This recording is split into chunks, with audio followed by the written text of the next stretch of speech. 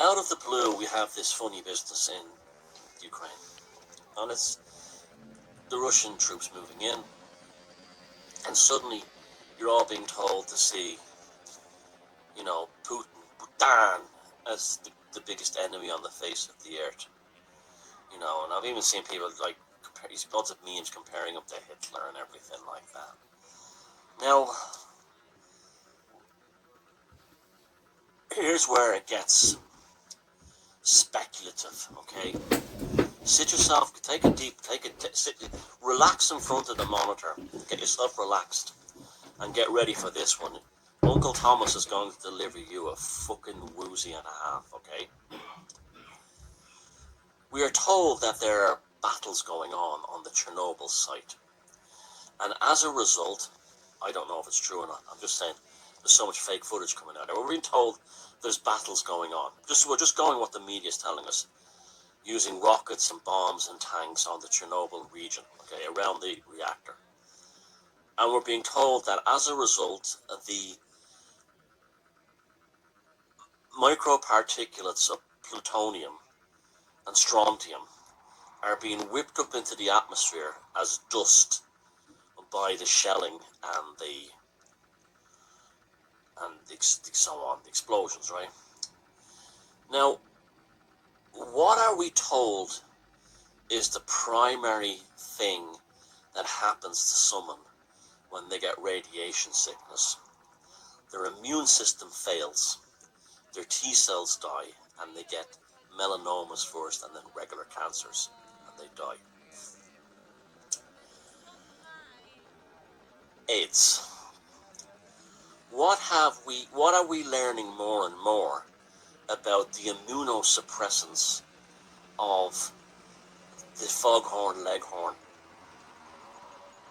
from the pandemic, the third jab?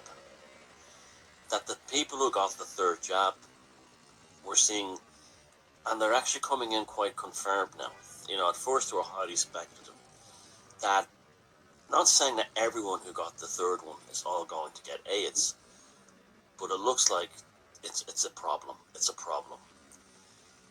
What is the best way of not blaming an explosion in AIDS on the third jab, foghorn leghorn? Putin's radioactive dust.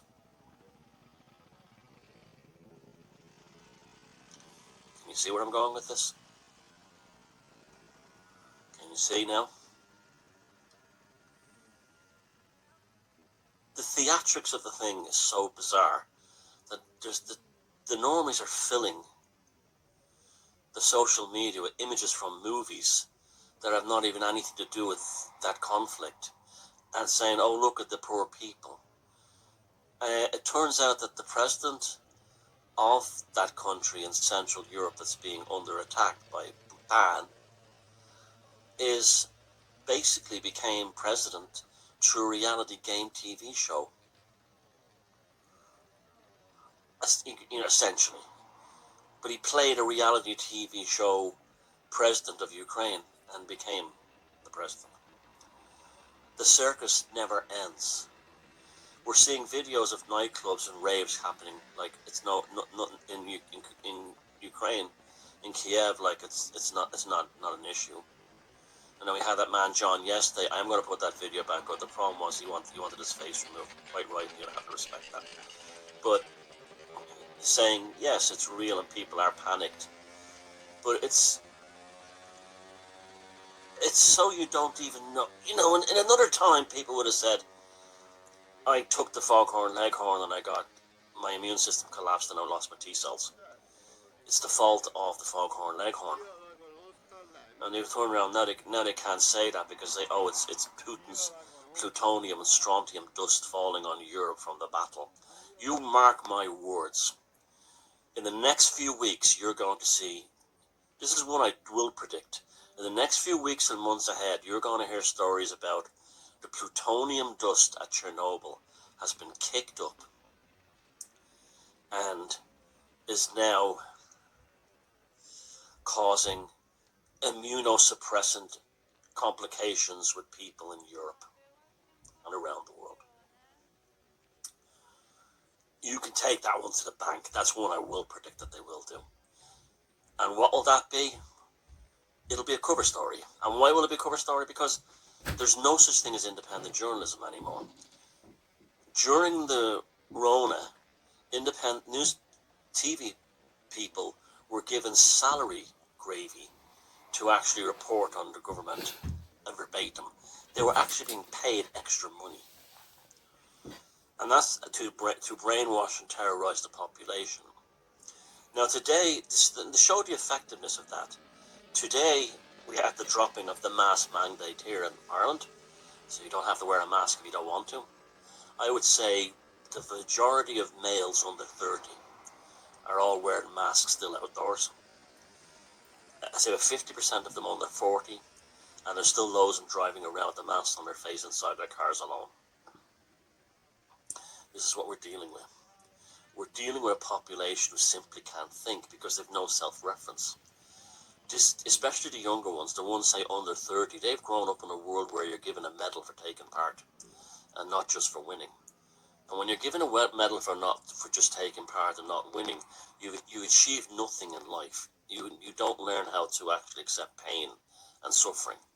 So for instance, if you want to be good at sport and you're crap at that, well, you have to give up on that and become something else. And that's life's lesson.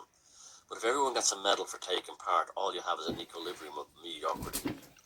And all I'm seeing today in this country is mediocrity. Now, these people can't think.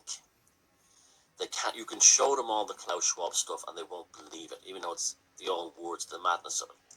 Because there's a meme that was going around, said something like, so after 2 years we find out that the scamdemic was a lot of bullshit.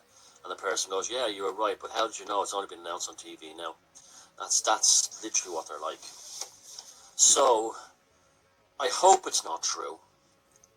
I hope that people don't get El-Sida from the needlecraft. I really hope that doesn't happen.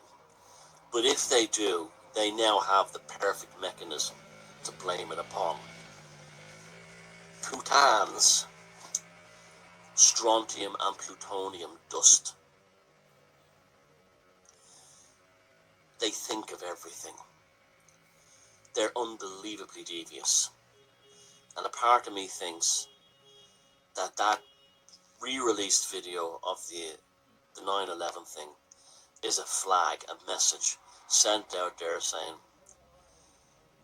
we're doing it again. Take care, bye.